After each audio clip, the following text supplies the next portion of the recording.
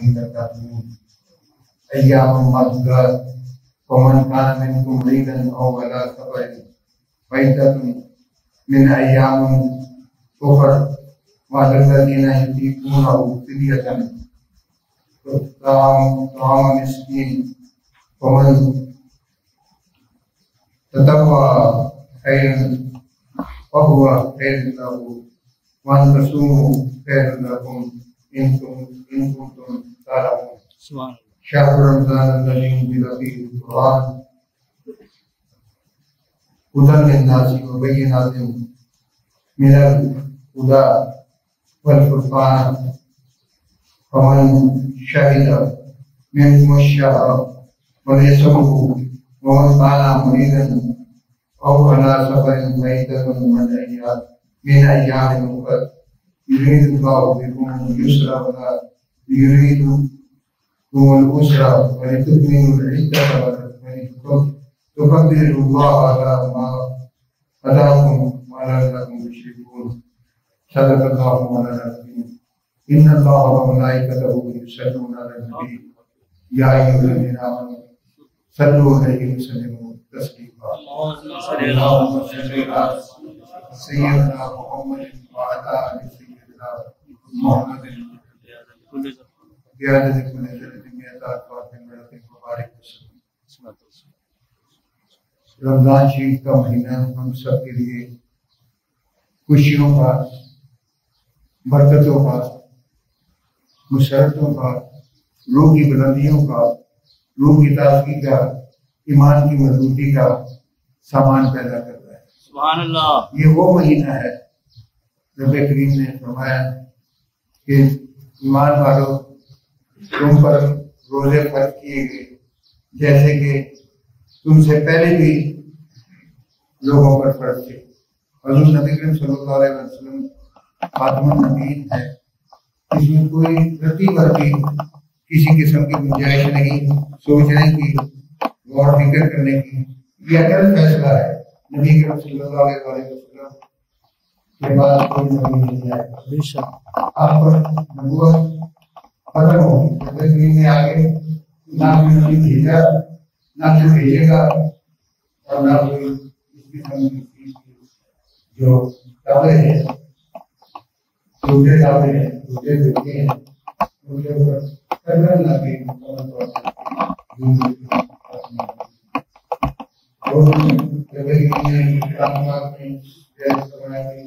آپ سے پہلے بھی قوم پر روزے پر، لیکن یہ خوش بختی کی بات ہے پہلے روزے کسی اور طریقے سے پر تمام ہی نام و کرام حضور سرکار دو عالم صلی اللہ علیہ وسلم کی پاک رب کریم نے نشاور کر دی.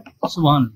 پہلی قوموں میں جب لوگ برائی کرتے تھے، بدعتیں کرتے تھے، بدگمانیاں کرتے تھے، بدشگونیاں کرتے تھے، انسانیتیں گر کے اپنے میاد سے اپنی زندگی گزارتے تھے، تو ان کے شکل و صورت ان کے مال کے مطابق تبدیل ہو جاتا تھا. کسی کا چہرہ گدھے کا ہو جاتا تھا، کوئی سور کا ہو جاتا تھا، کوئی سانپ کا ہو جاتا تھا، کوئی بچھو کا ہو جاتا تھا. لیکن یہ کرم و فضل اور عطا رب کریم کی پیروی پر ہے کہ ہم صبح سے شام تک لاپرواہی کرتے ہیں، غفلت کرتے ہیں، برائیاں کرتے ہیں. ہمارا چہرہ رب کریم نے اشرف المخلوقات کے مطابق رکھا. یہ حضور کا فیض ہے. پہلے قوموں میں روزے 2 دن کے ہوتے تھے.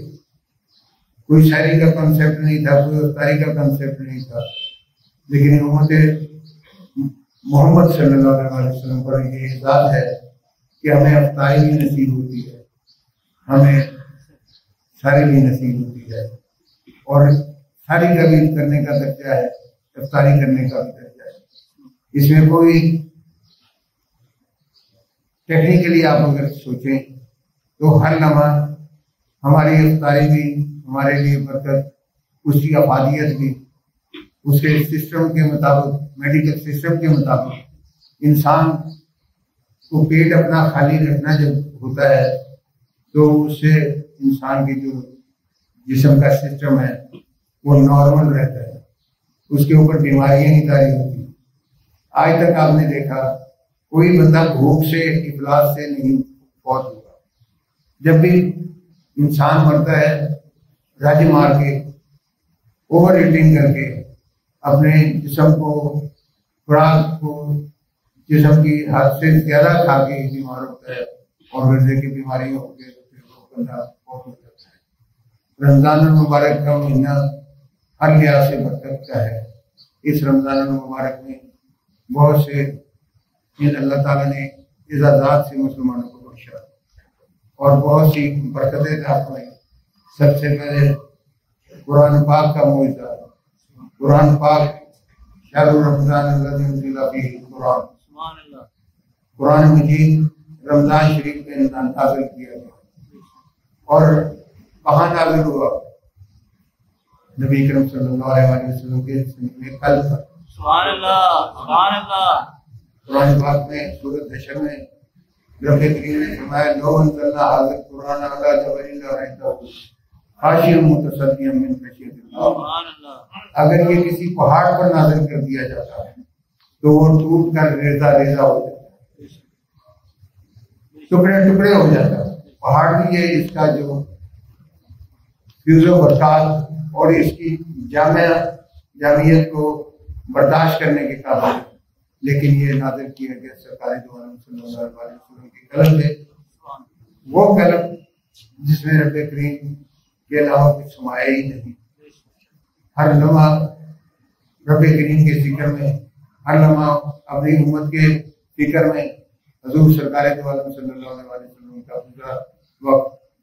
انہیں جب بھی دعا کی تو آپ نے فرمایا رب امتی. آسمان پر گئے اس امت کی فکر کی. روز محشر میں ہوں گے تو امت کی فکر ہے. ہم خوش نصیب ہیں، ہمیں آقا دو جہاں سرکار دو عالم صلی اللہ علیہ وسلم کی امتی بننے کا فخر ہوا، یہ احساس ملا. اس لیے ہمیں چاہیے کہ اس رمضان شریف کی بھرپور زندگی سے استفادہ حاصل کریں تاکہ روز حشر حضور سرکار ہم پر فخر کریں کہ میرے امتیوں نے رمضان شریف کی مکمل ادا کر.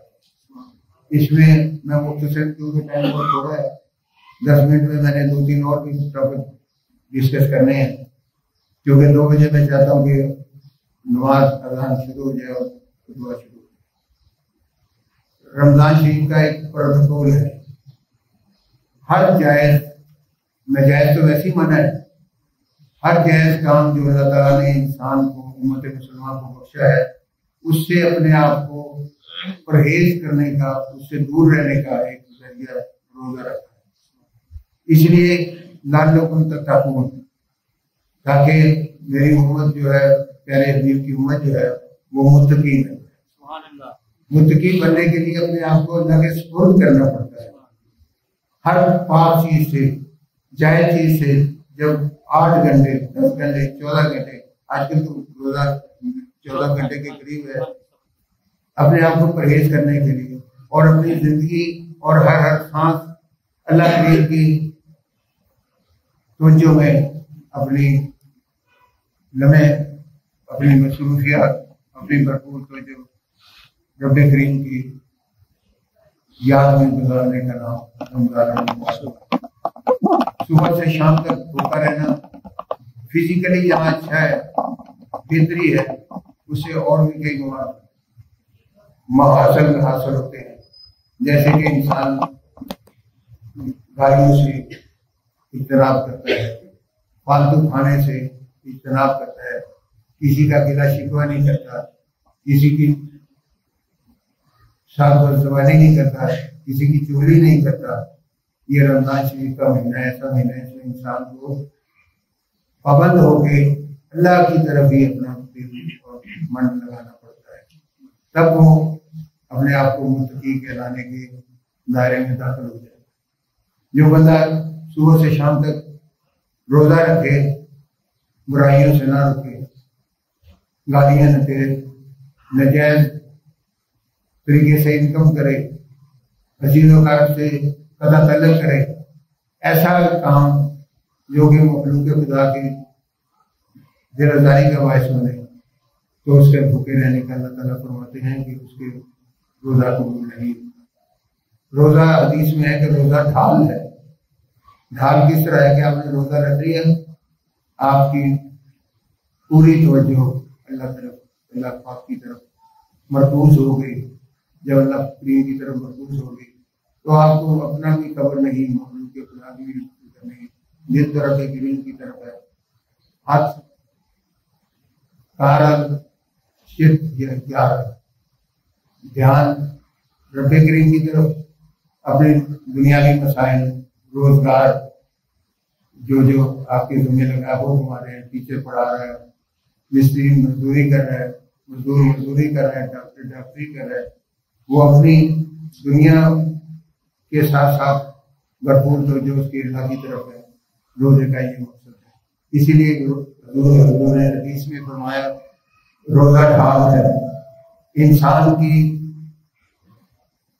اخلاق کردار اس کی طرف جب انسان مکمل توجہ کر لیتا ہے تو رب کریم اس کے اوپر فضل و کرم فرما دیتے ہیں، اور روزہ اس کے لیے ایک اعلیٰ عبادت کا درجہ بن جاتا ہے۔ روزے میں بہت سے پریشانیاں بھی ہیں،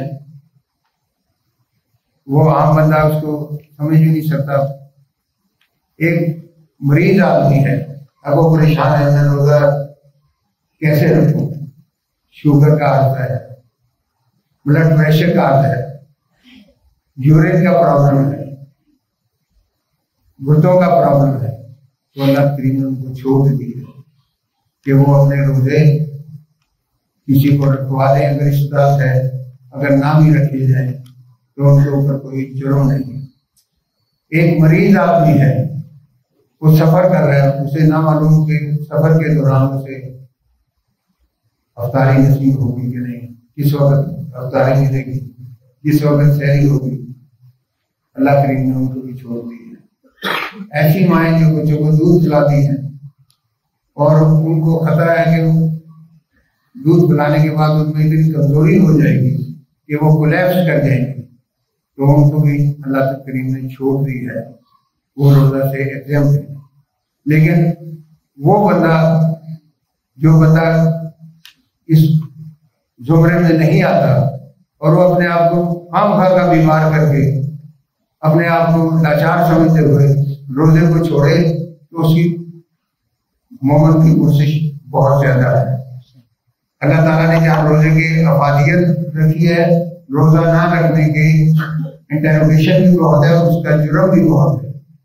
اللہ کریم ہمیں روزہ رکھنے کی اور اس پر اللہ کے پروٹوکول کے مطابق جیسا کہ بتایا گیا ہے تاکہ ہم واقعی متقی بن جائیں، اتنی ہمیں تڑپ پیدا ہو جائے کہ ہم بارگاہ رب العزت میں اور سرکار دو عالم صلی اللہ علیہ وسلم کی بارگاہ اقدس میں سرخرو ہو جائیں اور روزہ رکھیں۔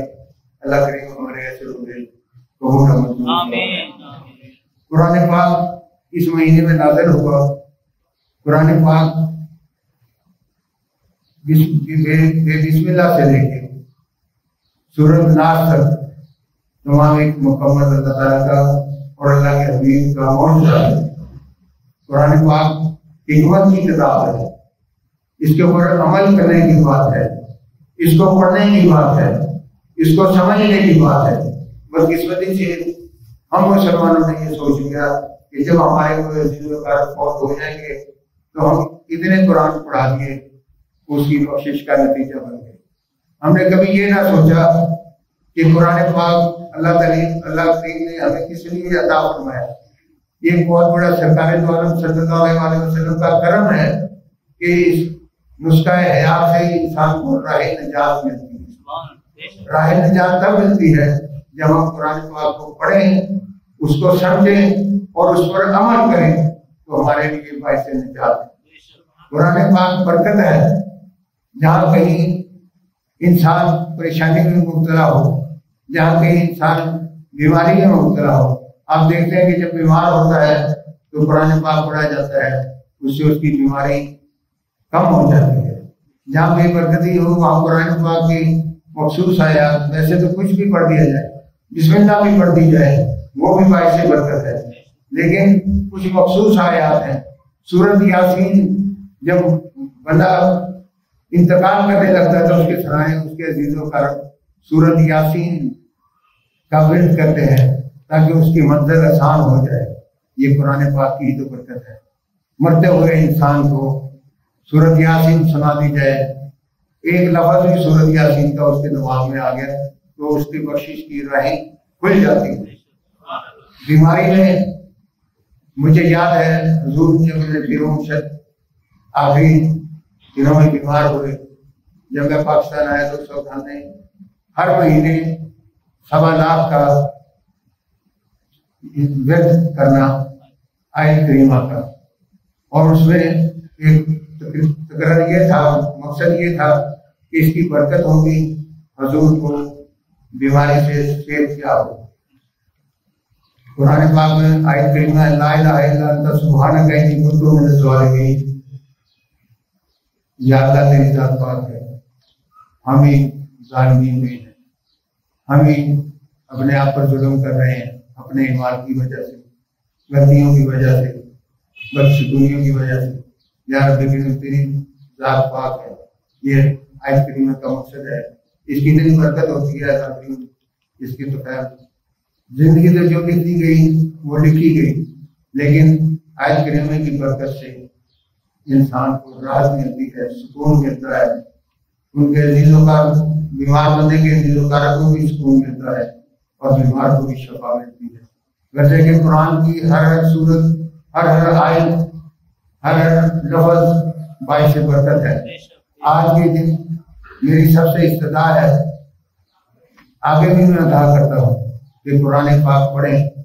قرآن پاک کا پڑھنے کا کوئی عمر کا تقاضا نہیں ہے، عمر کی کوئی رکاوٹ نہیں ہے۔ 70 سال کا بھی بندہ قرآن پاک الف بے سے پڑھنا شروع کر دے، بھلے سے وہ اس کی زندگی ختم ہو رہی ہو تو ان طالب علموں میں شمار ہو جائے گا، ان بچوں میں شمار ہو جائے گا جو بچے قرآن پاک آج پڑھ رہے ہیں۔ میری طرف ذرا دیکھیے، یہ لوگ آتے رہیں گے، بھائی آپ ذرا ادھر میری طرف توجہ فرمائیں۔ نئے آنے والوں کو کہیں اگر جگہ ہے تو اندر بلا لیجیے ورنہ بات اچھی ہے۔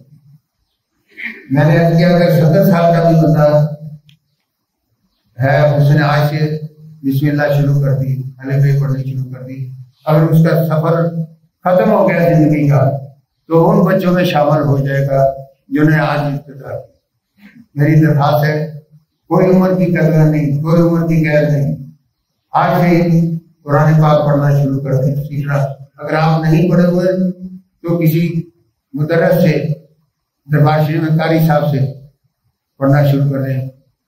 اللہ نہ جانے کس وقت سفر آخرت آ جائے تو آپ ان لوگوں میں شامل ہو جائیں جو قرآن پاک کی تعلیم حاصل کریں۔ آج کے دور میں والدین بچوں کو وہ لیول کراتے ہیں، یہ لیول کراتے ہیں، نہ جانے کیا کیا کراتے ہیں، مجھے تو لیولوں کا پتہ بھی نہیں، ہم نے دوسری نہیں تھی، میٹرک کی تھی، ایف ایس سی کی تھی، گریجویشن کی، اس کے بعد انجینئرنگ پڑھی، جو کچھ بھی کیا۔ آج کے ماڈرن دور میں اتنے ڈسپلنس آ گئے ہیں، والدین ایک سے ایک سلیکٹ کر رہے ہیں کہ میں اپنے بچوں کو یہ ڈسپلن سکھا دوں، یہ پڑھا دوں، یہ کرا دوں تاکہ اس کا فیوچر سمجھ جائے۔ لیکن کوئی یہ نہیں سوچتا کہ فیوچر تو اصل فیوچر ربی کریم کے پاس جب پیش ہوں گے وہ فیوچر ہے۔ اس وقت اگر قرآن پاک کی تعلیم پڑھی ہوگی تو آپ کا بھی فیوچر سیکور ہے اور آپ کے بچوں کا بھی سیکور ہے۔ اگر آپ نے بچوں کو قرآن پاک کی تعلیم نہ دی تو اس دن آپ کے بچے بھی ناکام ہوں گے اور آپ بھی ناکام ہوں گے۔ اور رب کریم اس دن پوچھے گا، حضور سرکار دو عالم صلی اللہ علیہ وسلم کی کچہری لگی ہوگی، رب کریم پوچھے گا کہ میں نے اتنا نسخہ کیمیا آپ کو دیا جسے غیر اسلامی لوگوں نے استفادہ حاصل کیا، اس قرآن سے انہوں نے ایٹم بم ایجاد کیا، اس قرآن پاک سے انہوں نے سورج کی گردش کا، چاند کی گردش کا، زمین کی گردش کا مطالعہ حاصل کیا۔ آپ لوگوں کو میں نے تیروی کتاب میں دی، آپ نے اس سے استفادہ نہیں حاصل کیا، غیر اسلامی لوگوں نے اس سے بھرپور استفادہ حاصل کر کے اپنی زندگی کی رائے سیدھی کر لی۔ ہم کو بدقسمت قرآن پاک کو صرف تاج میں سجا کے رکھ لیا اور کسی مرنے جینے پہ پڑھ لیا، یا بیٹی کو رخصتی کی وقت اس کے سر پہ رکھ کے قرآن کے سائے میں رخصت کر دیا۔ اسے یہ نہیں کہا بیٹی ہم قرآن آپ کو دے رہے ہیں، اس کے سائے میں جا رہی ہو، آئندہ کے لیے قرآن پاک پر عمل کرنا، اس کو پڑھنا، اس کو سیکھنا، یہ ہم نے درس نہیں دیا، صرف یہ ایک رسمی طور پہ قرآن پاک کو دیتے ہوئے اسے سائے کے تلے رخصت کر دیا۔ اور اس توقع کے ساتھ کہ قرآن کا سایہ اس بچی پر رہے گا۔ قرآن کا سایہ تو تب رہے گا بچی جا کے اگلے گھر میں قرآن پاک پڑھے گی، قرآن پاک سمجھے گی، قرآن پاک پہ عمل کرے گی۔ اب میری درخواست ہے تمام حاضرین سے، جہاں جہاں میری آواز جا رہی ہے، اپنے بچوں کو قرآن پاک کی تعلیم دیں تاکہ آئندہ وہ آپ کی تمام نسلیں قرآن سے فائدہ حاصل کر سکیں۔ اس ماہ مقدس میں بہت سے ایونٹ ہیں، میں 5 منٹ صرف اور لوں گا۔ حضرت خدیجہ الکبریٰ زوجہ محترمہ اہلیہ محترمہ سرکار دو عالم صلی اللہ علیہ وسلم، ان کا اس ماہ میں وصال ہوا۔ خاتون جنت حضرت سید فاطمہ الزہرا سلام اللہ علیہ، ان کا اس ماہ مقدس میں وصال ہوا۔ حضرت عائشہ رضی اللہ تعالیٰ سلام اللہ علیہ، ان کا اس ماہ مقدس میں وصال ہوا۔ حضرت امام حسن کا اس ماہ مقدس میں وصال ہوا، اور بہت سے اولیاء اللہ، اور سردار الاولیاء شہنشاہ عاشقین حضرت علی مولا مشکل کشا، ان کا بھی وصال 21 رمضان میں اسی ماہ مقدس میں ہوا۔ ہمارے سلسلے کے مرد کلندر بے مثل اولیاء حضرت سید قطب میرا بھیک رحمۃ اللہ علیہ، ان کا وصال مبارک بھی اس ماہ مقدس میں ہوا، اور بہت سے صاحبان جن کا اس ماہ مقدس میں وصال ہوا۔ اللہ تعالیٰ سے دعا کرتے ہیں اللہ تعالیٰ ان کے مرادہ بلند فرمائے، اور ان کے صدقے سے ہمیں بھی جو موت عطا ہو رمضان المبارک کا مہینہ ہو، کیونکہ رمضان المبارک میں سنا جاتا ہے، علماء کرام فرماتے ہیں کہ جو بندہ رمضان شریف میں وصال کرتا ہے اس کی آگے کی راہیں اس کو بے خطر اور جلد سے جلد منزل پہ پہنچ جاتا ہے، اس کے راستے کی کوئی دشواریاں نہیں ہوتی۔ اللہ کریم کی رمضان مبارک میں ان پر بہت رہتے ہیں۔ آپ تمام حضرات سے گزارش ہے، میں پھر عرض کروں گا کیونکہ ٹائم 2 منٹ ہو گیا، میں ٹرین کا پابندی کرنا چاہتا ہوں کہ آپ تمام صاحبان اپنے بچوں کو قرآن پاک کی تعلیم دیں۔ کہیں بھی ہیں آپ ایک آیت یاد کر لیں، ایک لفظ یاد کر لیں، وہی آپ کے لیے 2 شایعات ہوگا۔ اگر ہم اس نئے لاپرواہی کرتے ہوئے زندگی گزار دیں تو آگے جا کے یہاں سے بھی خالی جائیں گے، وہاں سے بھی خالی جائیں گے۔ درگاہ شریف میں قاری صاحب پڑھانے والے تشریف رکھتے ہیں، میں صبح جب اٹھتا ہوں فجر کے بعد یہاں کوئی بچہ محلے کا نہیں آتا، مجھے دیکھ کے دکھ ہوتا ہے۔ کسی وقت یہاں اتنے فاضل کرام آتے تھے، آپ سے قرآن پڑھتے تھے، بنتے تھے، اور قرآن پاک کی بچیوں کی تعلیم بھی ہوتی تھی۔ اب یہاں یہ ہم لوگوں نے رواج پکڑ لیا کہ صبح بچوں کو رات کو لیٹ کر جگانا ہے، صبح نماز کے وقت نہیں اٹھانا، کیونکہ ان کے اسکول کا ٹائم ڈسٹرب ہو جائے گا، تو ہم ان کو قرآن پاک کی تعلیم دینے سے جب سے قاصر ہوگا۔ آپ تمام حضرات سے گزارش ہے بچوں کو جہاں دنیاوی تعلیم دے رہے ہیں وہاں قرآن پاک کی تعلیم دیں، اللہ کی برکتیں عطا ہوں گی، منزلیں آسان ہوں گی، کامیاب و کامرانیاں ہوں گی۔ آپ پروردگار ہمارے بچوں کو اور ہمیں قرآن پر عمل کرنے کی توفیق عطا فرمائے۔ میرا بہت دل چاہتا تھا کہ حضرت فاطمہ الزہرا سلام اللہ علیہ کے مطابق کچھ عرض کروں، ان کی ہستی مبارک کے لیے کچھ اپنا نذرانہ عقیدت پیش کروں۔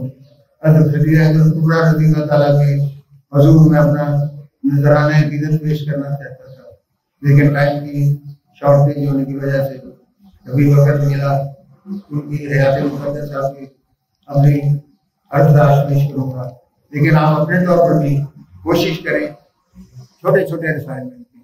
آج کل انٹرنیٹ کا دور ہے، آپ گوگل پہ سرچ کیجئے.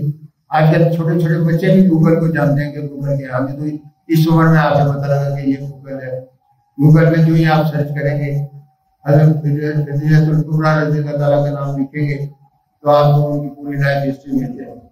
اسی طرح کسی اور صحابیہ صحابی کریم یا جو بھی آپ چاہتے ہیں اس پہ سرچ کر سکتے ہیں.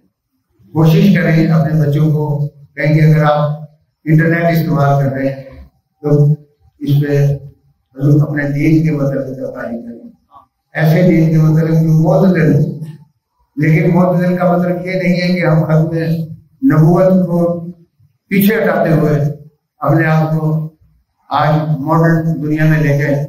ہماری وجہ سے کوئی امریکہ، کوئی فرانس، کوئی انگلینڈ، جو کوئی اپنی جگہ مضبوط ملک ہے، ہمارا پاکستان کمزور ہی صحیح، لیکن میں حکومت وقت سے آج درخواست پیش کرتا ہوں ختم نبوت کے سلسلہ میں کسی قسم کی لاپرواہی اور غفلت نہ کی جائے.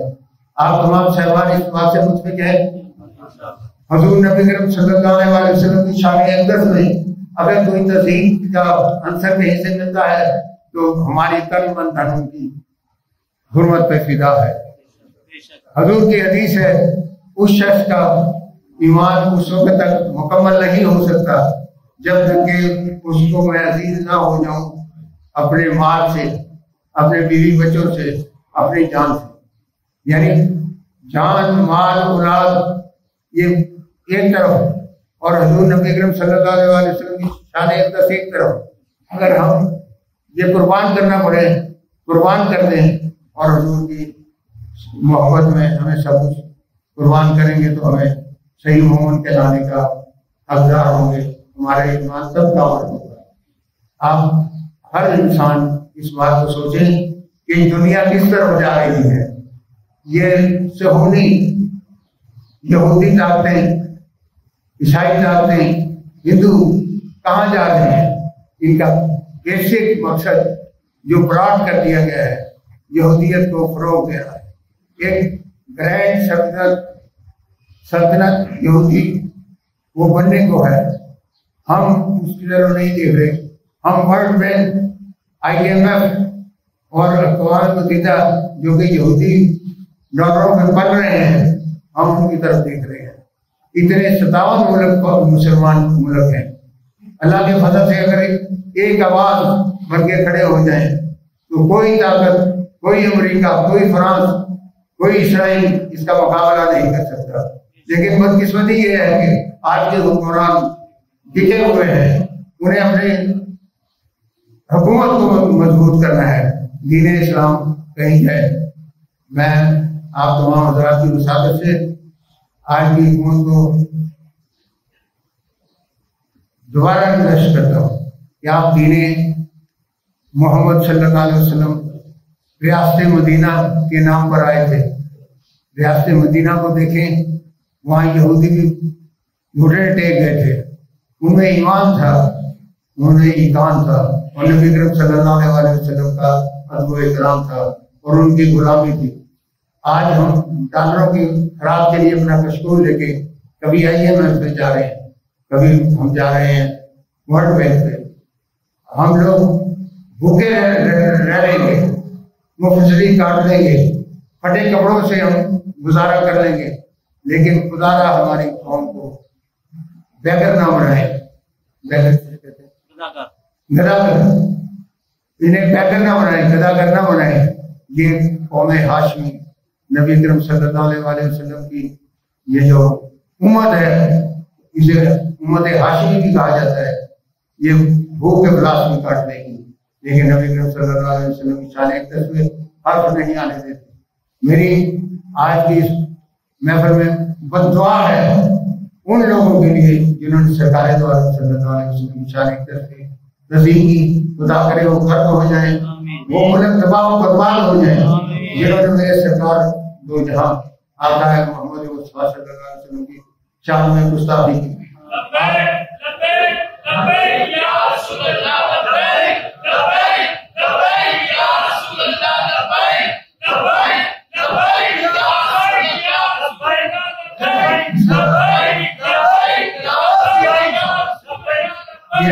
یہ آستانے کے ثبوت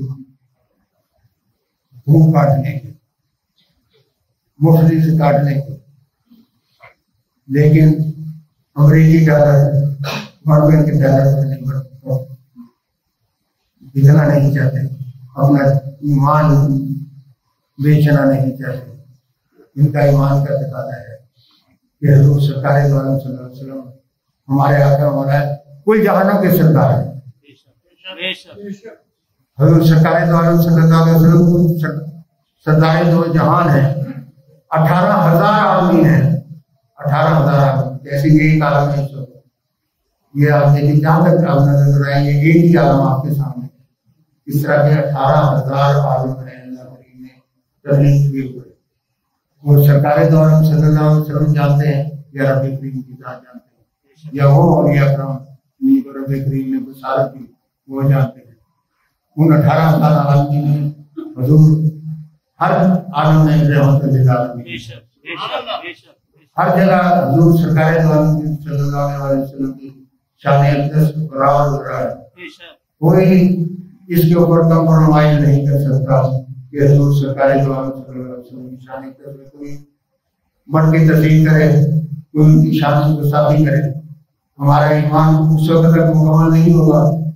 ہاں یہ الگ بات ہے، کوئی مذہبی تنظیم اگر اس طرح یہ سلوگن لے کے چل پڑی ہے، انہوں نے اگر حکومت کے رستے میں کوئی رکاوٹ ڈالی ہے وہ ان کا اپنا عشق ہے، لیکن آپ بھی تو ان کے رستے میں نہ رکاوٹ ڈالی، انہیں احتجاج کرنے دیجیے. پہلے آپ نے 2 ماہ کا وعدہ کیا کہ 2 ماہ کے بعد ہم اس کو نکال دیں گے، پھر اگلا وعدہ کر لیا، وہ اپنی جگہ ٹھیک ہے، لیکن اس کے باوجود کوئی سیٹلمنٹ کی کوئی گنجائش ہوتی ہے.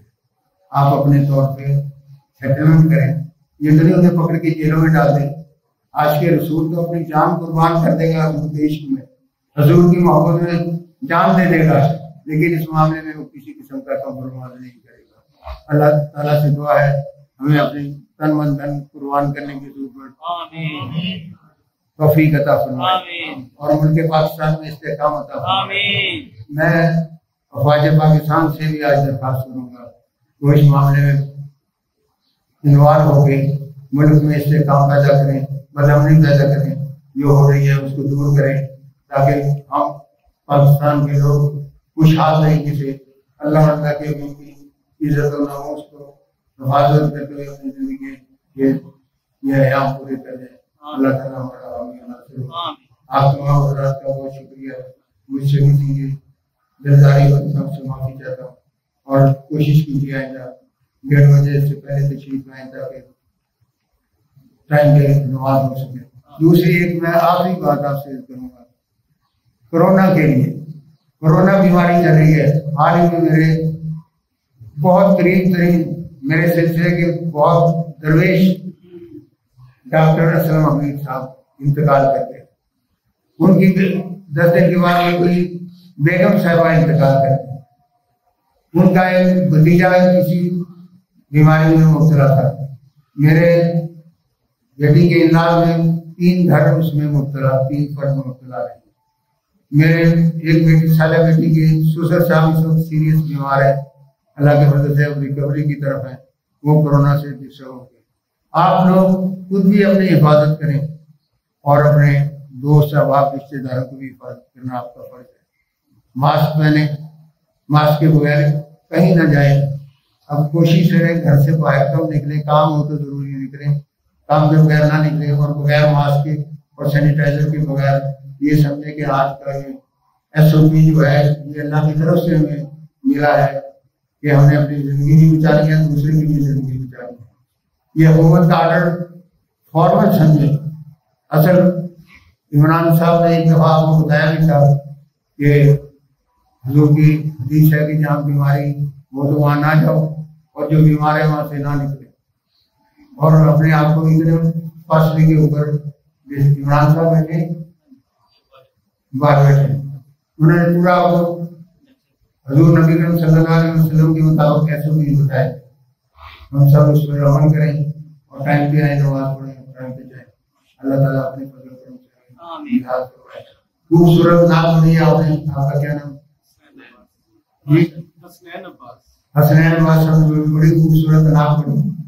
حضرت مولانا جامی رحمۃ اللہ علیہ کا کلام آپ تمام صاحبان اس کو سنیں گی اور اس کے اوپر ترجمہ بھی سیکھے گی. یہ مولانا جامی صاحب فرما کیا گئے, نسیمہ جان میں بتا گزر, صبح کی ٹھنڈی ہوا, نسیم کہتے ہیں صبح کی ٹھنڈی ہوا, جان میں بتا گزر, جب تیرا گزر سرکار دو عالم صلی اللہ علیہ وسلم کی وادی کی طرف ہو, دے حوالہ محمد کا خبر, میرا احوال, میرا حال جو مجھ پر بیت رہی ہے وہ سرکار دو عالم صلی اللہ علیہ وسلم کی بارگاہ اقدس میں پیش کر دو.